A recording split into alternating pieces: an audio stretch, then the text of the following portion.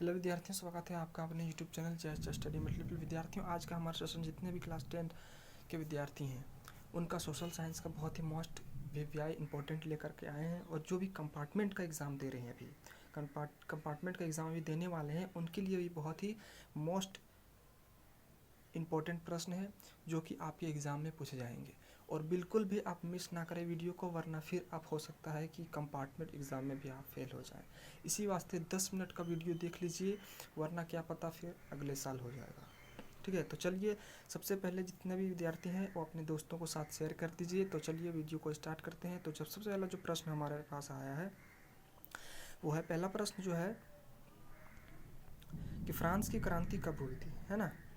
सबसे पहला प्रश्न है कि फ्रांस की क्रांति कब हुई थी। ये बहुत ही मोस्ट वीवीआई प्रश्न है। 2024 के बोर्ड एग्जाम में ये प्रश्न पूछा गया था। हो सकता है आप चेक करके देख भी लें, है ना। तो पूछ रहा है कि फ्रांस की क्रांति कब हुई थी। तो पहला जो ऑप्शन है वो 1759, 1769 और 1779 और 1789। तो इसका जो राइट आंसर जो हमारा हो जाएगा वो हो जाएगा 1789, है ना, 1789। दूसरा जो प्रश्न पूछ रहा है कि सामाजिक उपबंध यानी सोशल कॉन्ट्रैक्ट नामक पुस्तक का लेखक कौन है। तो पहला रूसो, दूसरा मॉन्टेस्क्यू, दिदरो और वोल्टेयर। तो जो हमारा राइट आंसर हो जाएगा टू का, वो हो जाएगा रूसो, है ना। टू का जो राइट आंसर हमारा हो जाएगा वो हो जाएगा रूसो।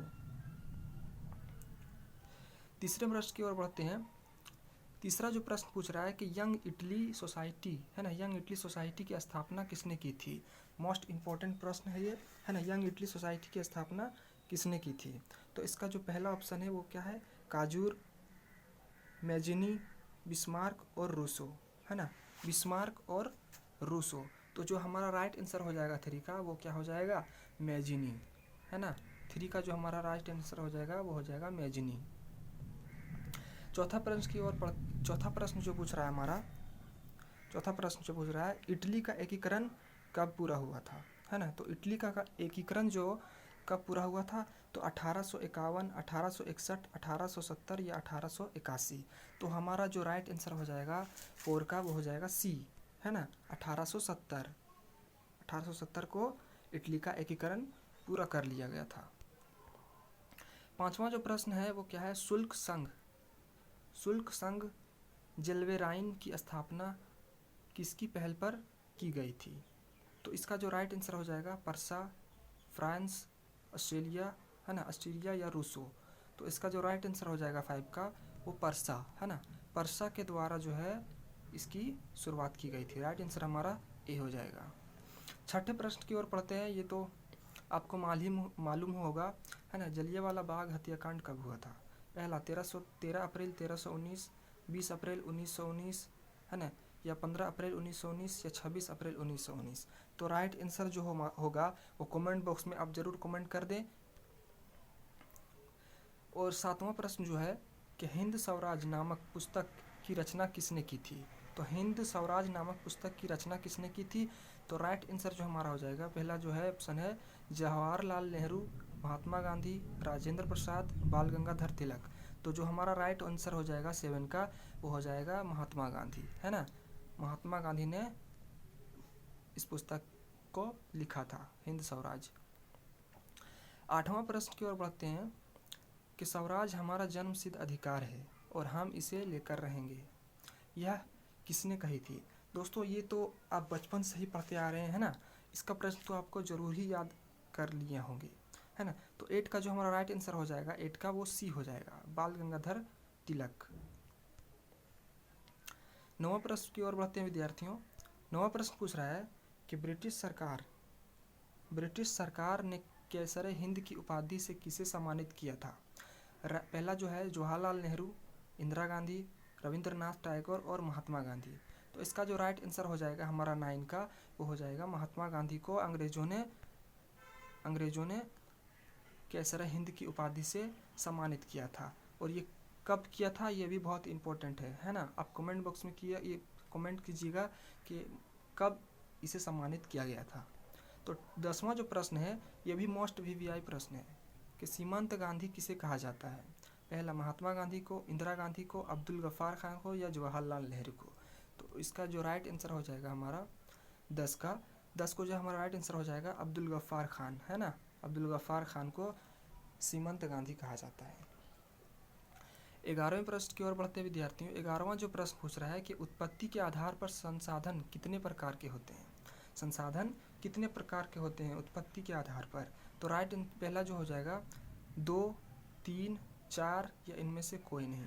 तो जो राइट आंसर हो जाएगा 11 का हमारा वो हो जाएगा ए, है ना, 2, यानी 2 प्रकार के होते हैं। 12वां प्रश्न की ओर बढ़ते हैं विद्यार्थियों कि पंजाब में भूमि निम्नीकरण का निम्नलिखित में से मुख्य कारण क्या है। गहन सिंचाई, अधिक सिंचाई, वनोन्मूलन या पशुचारण। तो इसका जो राइट आंसर हो जाएगा ट्वेल्व का वो हमारा हो जाएगा गहन की सिंचाई, है ना। राइट आंसर हमारा जो 12 का हो जाएगा वो गहन की सिंचाई। 13वां प्रश्न की ओर बढ़ते हैं। 13वां प्रश्न पूछ रहा है कि प्रथम पृथ्वी सम्मेलन का आयोजन किस वर्ष किया गया था। प्रथम पृथ्वी सम्मेलन का आयोजन किस वर्ष किया गया था। तो 1919, 1997 और 2005 और 2012। तो 13 का जो हमारा राइट आंसर हो जाएगा वो 1992 हो जाएगा। राइट आंसर हमारा ए हो जाएगा। 14वां प्रश्न की ओर बढ़ते हैं कि किस राज्य में काली मृदा मुख्य रूप से नहीं पाई जाती है ना दोस्तों। ये आप लोग को नहीं पाई जाती है। तो पहला महाराष्ट्र, गुजरात, मध्य प्रदेश और राजस्थान। तो हमारा जो राइट आंसर हो जाएगा 14 का वो हो जाएगा डी, राजस्थान। राजस्थान में जो है काली मृदा नहीं पाई जाती है ना।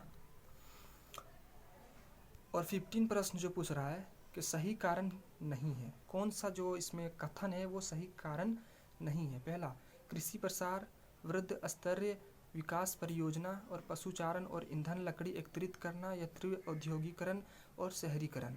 तो इसका जो राइट आंसर हो जाएगा हमारा 15 का वो हो जाएगा सी, पशुचारण, है ना। पशुचारण और ईंधन लकड़ी को एकत्रित करना। 16वां जो प्रश्न पूछ रहा है कि बाघ परियोजना की शुरुआत किस वर्ष की गई थी। बहुत ही इंपॉर्टेंट प्रश्न है। बाघ परियोजना की शुरुआत किस वर्ष की गई थी। तो हमारा जो राइट आंसर हो जाएगा वो बी हो जाएगा। 1973 को इसकी शुरुआत की गई थी। 1973 बी आंसर हो जाएगा राइट। और 17वां प्रश्न की ओर बढ़ते हैं अगर तो अंतर्राष्ट्रीय प्रकृति संसाधन संरक्षण संघ के द्वारा विभाजन में किस श्रेणी को रखा गया था। पहला संकटग्रस्त जातियां, दुर्लभ जातियां, लुप्त जातियां और इनमें से कोई नहीं। तो हमारा जो 17 का जो राइट आंसर हो जाएगा वो हो जाएगा इनमें से कोई नहीं। इनमें से कोई नहीं। 17 का जो हमारा राइट आंसर हो जाएगा डी हो जाएगा। और 18वें प्रश्न की ओर बढ़ते हैं तो 14वीं शताब्दी में कितने दिल्ली में सिरी फोर्ट क्षेत्र में जल की सप्लाई के लिए हौज खास का निर्माण करवाया था, है ना। किसने जो है 14वीं शताब्दी में दिल्ली के फोर्ट क्षेत्र में, है ना, फोर्ट क्षेत्र में जल सप्लाई की, है ना, हौज खास का निर्माण करवाया था। तो इसका जो राइट आंसर हो जाएगा हमारा इल्तुतमिश, है ना, इल्तुतमिश। 19 का जो राइट आंसर 19 का प्रश्न जो पूछ रहा है कि निम्नलिखित में से कौन सा व्यक्ति तो बहुउद्देश्य नदी परियोजना के पक्ष में दिया गया तर्क नहीं है। तो 19 का जो हमारा राइट आंसर हो जाएगा पहला, है ना, गुफी हाफिज। इसमें लगता है थोड़ा सा इसका जो है थोड़ा सा ऑप्शन इसमें गलत टाइपिंग हो गया है, ठीक है।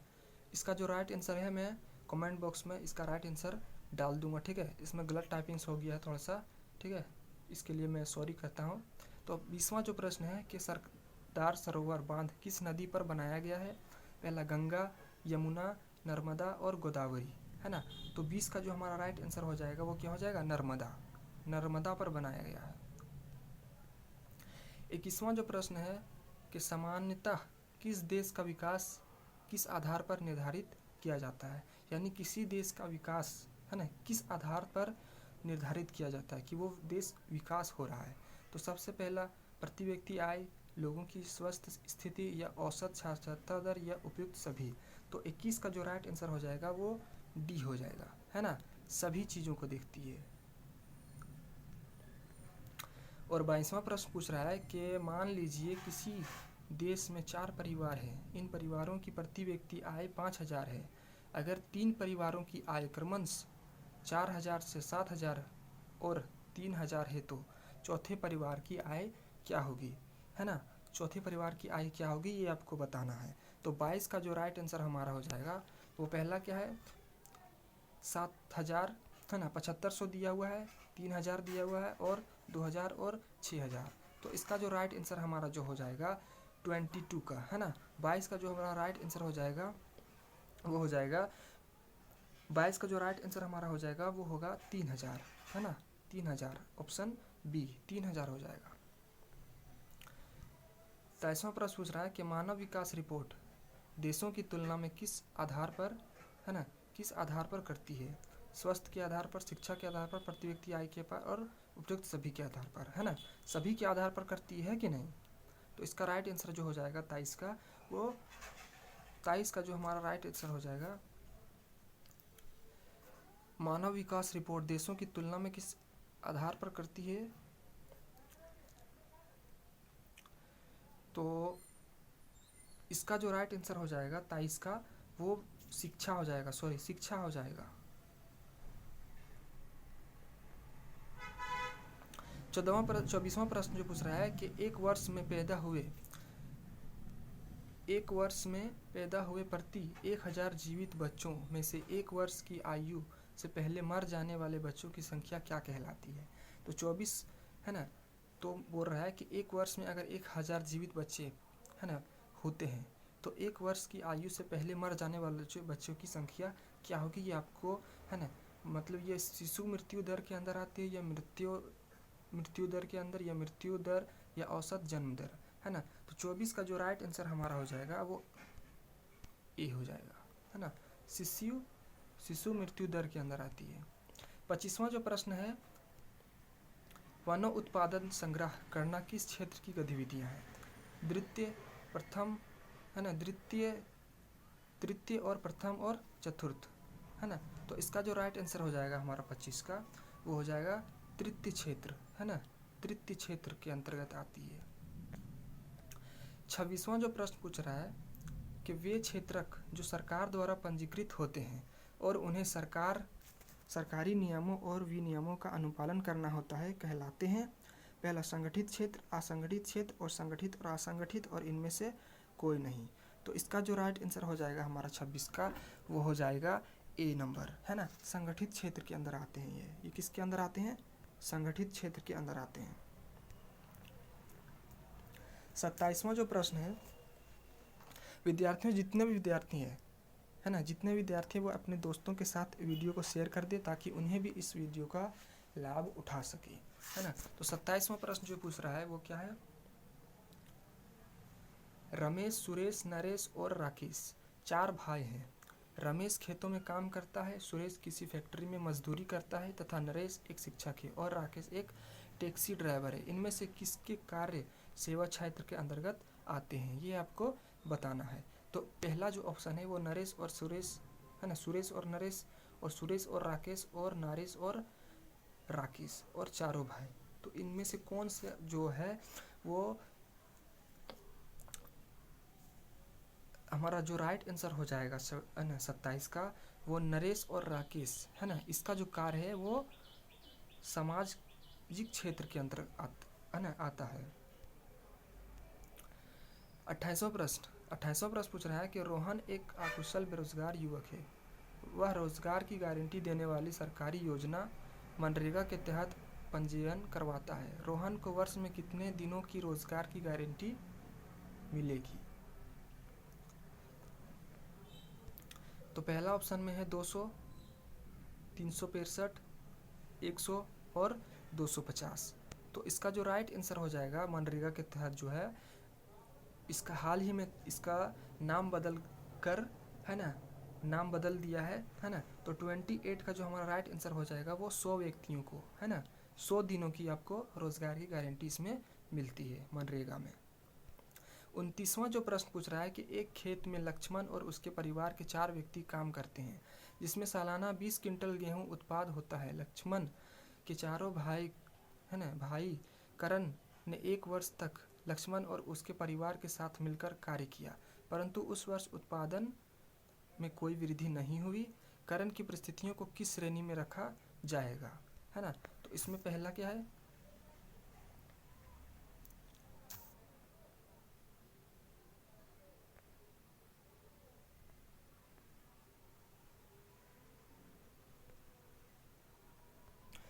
तो इसका जो राइट आंसर हमारा जो हो जाएगा, पहला मौसमी बेरोजगारी और शहरी बेरोजगारी और शिक्षित बेरोजगारी। तो इसका जो राइट आंसर हमारा हो जाएगा, प्रश्न जो हमारा कितना था, प्रश्न 29, है ना। प्रश्न 29 का जो हमारा राइट आंसर हो जाएगा वो हो जाएगा,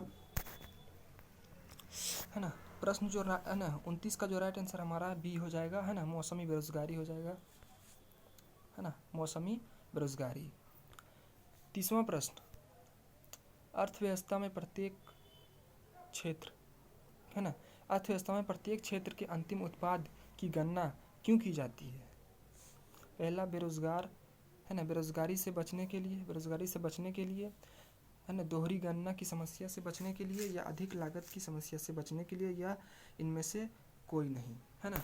तो जो हमारा राइट हो जाएगा 30 का जो राइट आंसर हमारा हो जाएगा वो हो जाएगा बी नंबर, है ना, दोहरी गणना की समस्या से बचने के लिए। 31वां प्रश्न पूछ रहा है विद्यार्थियों कि सत्ता की साझेदारी के संबंध में निम्न में से कौन असत्य है। पहला, सत्ता की साझेदारी लोकतंत्र के लिए लाभकारक है। बी ऑप्शन, इससे सामाजिक समूहों में टकराव का आदेशा घटता है। सी प्रश्न है, सी जो है ऑप्शन, वो यह स्थिरता एवं आपसी फूट को बढ़ाती है। और चौथा जो है वो सत्ता में लोगों की भागीदारी को बढ़ाती है। तो 31 का जो हमारा राइट आंसर हो जाएगा वो सी हो जाएगा, है ना। 31 का जो हमारा राइट आंसर हो जाएगा वो सी हो जाएगा, यह स्थिरता एवं आपसी फूट को बढ़ाती है। 32वें प्रश्न की ओर बढ़ते हैं विद्यार्थियों। 32वां जो प्रश्न है वो निम्न में से कौन बेल्जियम का एक भाषाई समूह नहीं है। तो बेल्जियम का एक भाषाई समूह कौन नहीं है। तो पहला जो ऑप्शन है फ्रांच, स्पेनिश, है ना, और डच और जर्मन। तो 32 का जो राइट आंसर हो जाएगा वो स्पेनिश हो जाएगा। हमारा राइट आंसर हमारा बी हो जाएगा, स्पेनिश। और 33वें प्रश्न की ओर बढ़ते हैं। 33वां जो प्रश्न पूछ रहा है कि स्वतंत्र राष्ट्र बनाने के बाद, है ना, बनने के बाद श्रीलंका में किस भाषा, है ना, किसे राजभाषा घोषित किया गया। तमिल को, हिंदी को, पाली को, या सिहली को, है ना। ये बहुत इंपॉर्टेंट प्रश्न है। 33 का जो है राइट आंसर जो हमारा 33 का हो जाएगा वो डी हो जाएगा, है ना, सिहली जो है वहाँ की राजभाषा घोषित किया गया स्वतंत्रता के बाद। 34वां प्रश्न पूछ रहा है कि श्रीलंका स्वतंत्र राष्ट्र कब बना, है ना। श्रीलंका जो है स्वतंत्र राष्ट्र कब बना। पहला ऑप्शन 1945, 1946, 1947 और 1948। तो 34 का राइट आंसर हमारा बी हो जाएगा, 1946, है ना, 1946। 35वां जो प्रश्न पूछ रहा है कि निम्न में से कौन संघवाद की एक विशेषता नहीं है। तो संघवाद की कौन एक विशेषता जो है नहीं है वो आपको बतलानी है। पहला जो ऑप्शन हमारा पूछ रहा है, बोल रहा है ना, यह सरकार 2 या 2 से अधिक स्तरों वाली होती है। दूसरा ऑप्शन है अलग अलग स्तरों की सरकार एक ही नागरिक समूह पर शासन करती है। तीसरा ऑप्शन है कि विभिन्न स्तरों की सरकारों के अधिकार क्षेत्र संविधान स्पष्ट रूप से वर्णित नहीं होते हैं। या तीसरा जो आंदोलनों, है ना, अदालतों को संविधान और विभिन्न स्तर की सरकारों के अधिकारों की व्याख्या करने का अधिकार है। तो 35 का जो राइट आंसर हो जाएगा वो हो जाएगा सी हमारा, है ना। 35 का जो राइट आंसर हो जाएगा हमारा विभिन्न स्तरों की, है ना, विभिन्न स्तरों की सरकारों के अधिकार क्षेत्र संविधान में स्पष्ट रूप से वर्णित नहीं होते हैं। अगला प्रश्न की ओर बढ़ते हैं दोस्तों। हाँ, निम्न में से कौन भारत की अनुसूचित भाषा के रूप में शामिल नहीं है, है ना, अनुसूचित भाषा के रूप में शामिल नहीं है। पहला अरबी, संथाली, मैथिली और असमी। तो 36 का जो राइट आंसर हो जाएगा वो अरबी जो भाषा है वो अनुसूचित भाषा के रूप में शामिल नहीं है। 37वां प्रश्न की ओर बढ़ते हैं। 37वां जो प्रश्न है निम्न में से कौन सुमेलित नहीं है। निम्न में से कौन सुमेलित नहीं है? पहला, राज्य सरकार राज्य सूची, केंद्र सरकार की संघ सूची, राज्य और केंद्र सरकार समवर्ती सूची, स्थानीय सरकार और अवशिष्ट अधिकार। तो 37 का जो हमारा राइट आंसर हो जाएगा वो स्थानीय सरकार, है ना, स्थानीय सरकार अवशिष्ट अधिकार। 38वां जो प्रश्न पूछ रहा है कि भारत में विकेंद्रीकरण के संबंध में कौन सत्य है? तो पहला जो ऑप्शन हमारा बोल रहा है कि अब स्थानीय स्वशासी निकायों के चुनाव नियमित रूप से कराना संवैधानिक बाध्यता नहीं है। वास्तविक केंद्रीकरण की दिशा में एक बड़ा कदम 1992 में उठाया गया था, है ना। तीसरा जो ऑप्शन है वो कम से कम 1/4 पद महिलाओं के लिए आरक्षित है। और पांचवा, है ना, जो चौथा है कि पंचायत और नगर पालिका के चुनाव कराने के लिए स्पष्ट चुनाव आयोग स्वतंत्र, है ना, संस्था का गठन किया गया है। तो 38 का जो राइट आंसर हमारा हो जाएगा वो बी हो जाएगा, है ना, बी हो जाएगा। हमारा राइट आंसर क्या हो जाएगा? वास्तविक विकेंद्रीकरण की दिशा में एक बड़ा कदम 1992 में उठाया गया। 39, है ना। अब 2 प्रश्न बचे हुए हैं, 39 और 40। तो आप वीडियो को अच्छा लग रहा है तो वीडियो को लाइक कर दें, है ना, और अपने दोस्तों के साथ शेयर कर दें ताकि इन्हें भी इसका लाभ उठा सके। निम्न में से कौन सुमेलित नहीं है? तो पहला जो ऑप्शन है, वर्ग विशेष के हित समूह किसी विशेष तबके या समूह के हितों को बढ़ावा देने वाले संगठन हैं। दूसरा ऑप्शन है राजनीतिक दल, है ना, ऐसे संगठन जो राजनीतिक सत्ता पाने की गरज से लोगों को लंबन करता है। तीसरा ऑप्शन है हमारा आंदोलन, किसी सामाजिक समस्याओं के समाधान के लिए चलाया गया ऐसा संघर्ष जिससे संगठित संरचना हो भी सकती और नहीं भी हो सकती है ना। और चौथा क्या है कि दबाव समूह राजनीतिक में सीधे भाग लेते हैं। तो इसका जो राइट आंसर हो जाएगा 39 का वो हो जाएगा डी, है ना, दबाव समूह जो सीधे राजनीतिक में भाग लेते हैं। और अंतिम प्रश्न हमारा बड़ा, है ना, अंतिम प्रश्न जो हमारा है वो निम्नलिखित, है ना, निम्न में से कौन सुमेलित नहीं है? तो आप ये ना सोचें कि इतने लंबे, है ना, क्योंकि यही सब प्रश्नों को एग्जामिनर जो है वो ज़्यादा डालता है ना। नर्मदा बचाओ आंदोलन एक मुद्दे पर आधारित आंदोलन, खाद्य विक्रेता का संघ दबाव समूह से, तृणमूल कांग्रेस राजनीतिक दल है ना। और श्रीलंका, है ना, श्रीलंका क्या है वो, इसमें राइट आंसर जो हमारा हो जाएगा वो श्रीलंका हो जाएगा। श्रीलंका जो भाषाई है ना।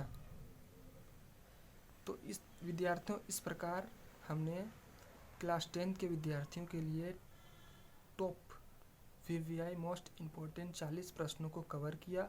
आशा करता हूँ कि ये जितने भी प्रश्न हैं वो आपके एग्ज़ाम में हेल्पफुल होने वाले हैं।